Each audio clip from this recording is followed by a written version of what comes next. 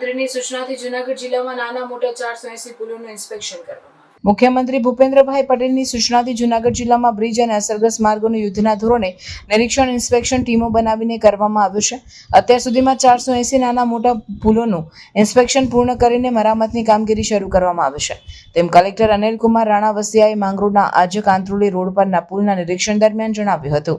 કલેક્ટરે વધુમાં જણાવ્યું કે ઇન્સ્પેક્શન બાદ સલામતીના ભાગરૂપે આ પુલને નીચે ઉતારવામાં આવી રહ્યો હતો, જેમાં કુતૂહલવશ કેટલાક લોકો પુલ નિહાળી રહ્યા હતા અને તે બેલેન્સ ગુમાવતા નીચે પડ્યા હતા, પણ સદનસીબે જાનહાનિ થઈ નથી। પુલ તૂટ્યો નથી, પરંતુ તોડવામાં આવી રહ્યો હતો। આમ જે બ્રિજ છે એનું ઇન્સ્પેક્શન હાથ ધર્યું છે। અત્યાર સુધીમાં 480 જેટલા બ્રિજનું આપણે ઇન્સ્પેક્શન પૂરું કર્યું છે અને એમાં લગભગ 6 એવા બ્રિજ છે કે જેમાં અમે જાહેરનામું કરી અને વાહન વ્યવહાર બંધ કર્યો છે।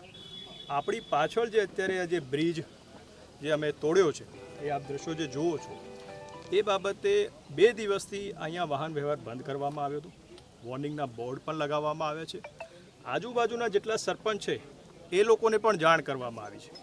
ઘણા સરપંચોએ મને અહીંયા જણાવ્યું કે સાહેબ છેલ્લા 2-3 દિવસથી અમને આની જાણકારી હતી કે કામગીરી આ રીતે કરવાની છે, એટલે અમે જે ઓલ્ટરનેટ રસ્તાઓ છે એના મારફતે પસાર થતા હતા।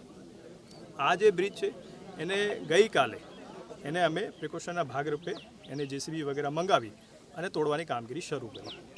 વિડીયોમાં જે લોકો આપ દેખો છો કે અંદર પડ્યા છે એના બાબતે જણાવું છું કે લોકો જે છે ગામમાં જ્યારે આ બ્રિજ તોડવાની કામગીરી શરૂ હતી એ દરમિયાન ઉત્સુકતાવશ અહીંયા જોવા આવ્યા હતા।